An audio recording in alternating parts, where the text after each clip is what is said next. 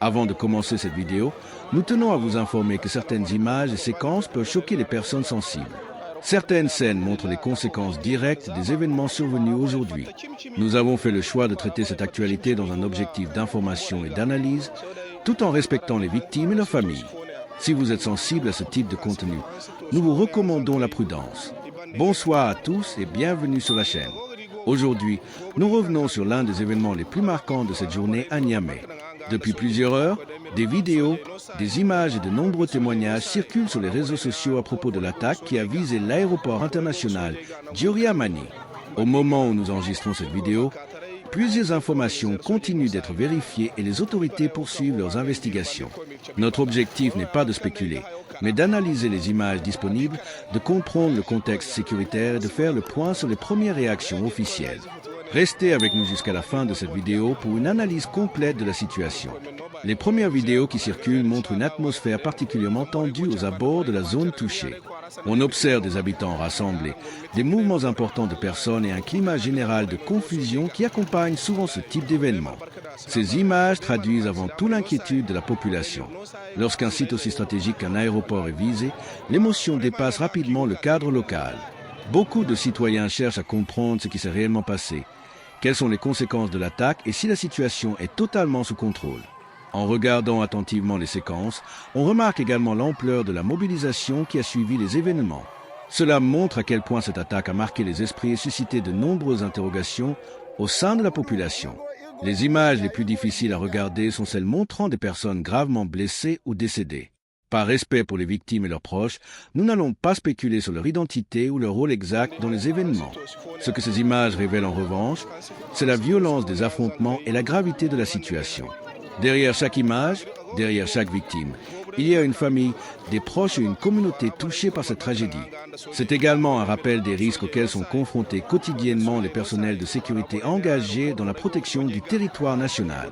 Nous invitons chacun à faire preuve de retenue lors du partage de ces images sur les réseaux sociaux, notamment lorsqu'elles montrent des scènes particulièrement choquantes. Au-delà des images elles-mêmes, cette attaque soulève plusieurs questions importantes sur le plan sécuritaire. Pourquoi un site aussi sensible a-t-il été pris pour cible? Quel était l'objectif recherché par les assaillants?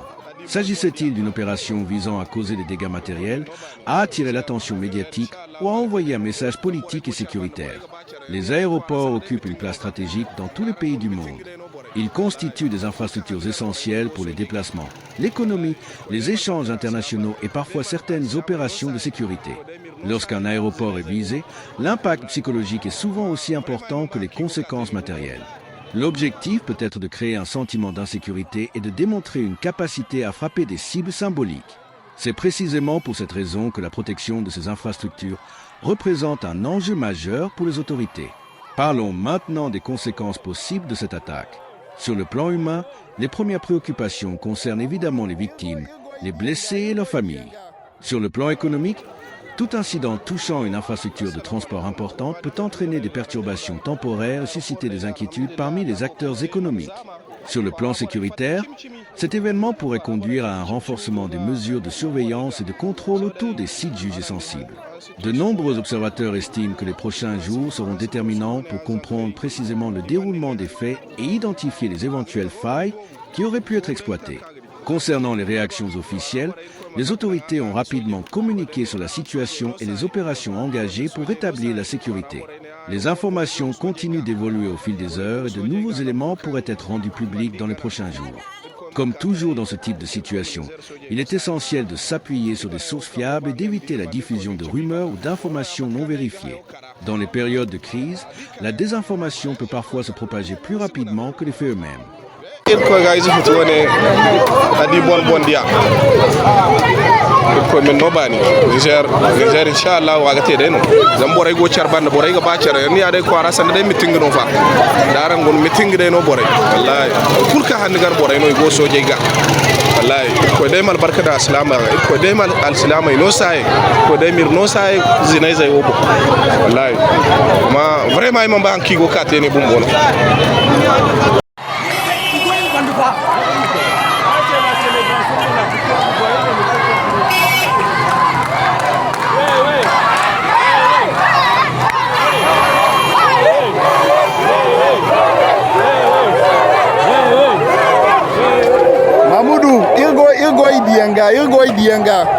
Le héros de l'ombre, quand le courage citoyen défie la terreur.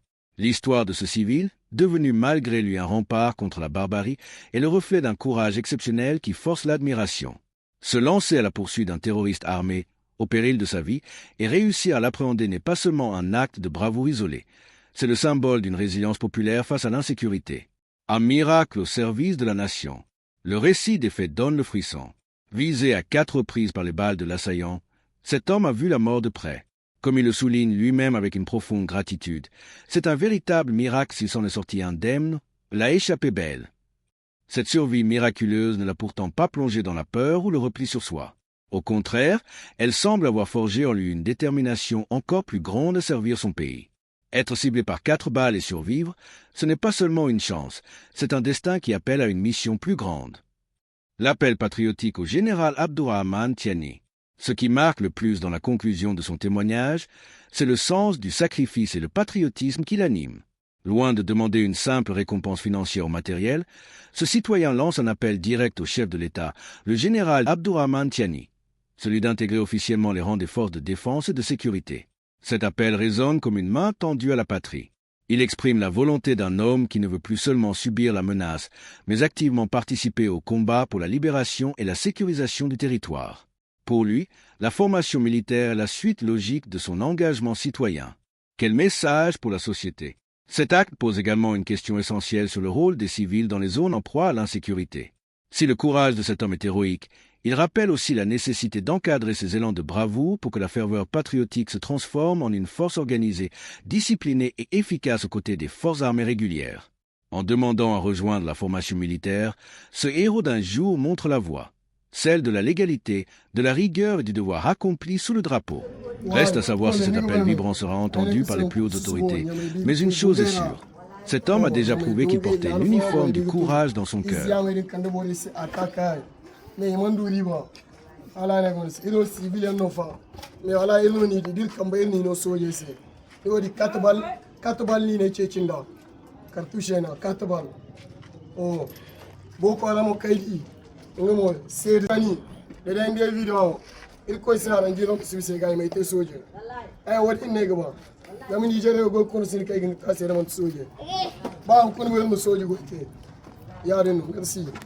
En conclusion, cette journée restera marquante pour de nombreux Nigériens.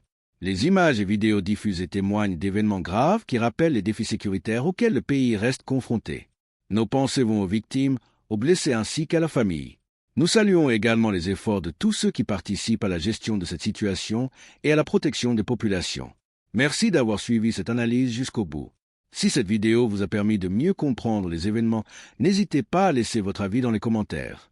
Abonnez-vous à la chaîne, activez la cloche de notification et partagez cette vidéo afin de soutenir notre travail d'information. Prenez soin de vous et à très bientôt pour une nouvelle analyse de l'actualité.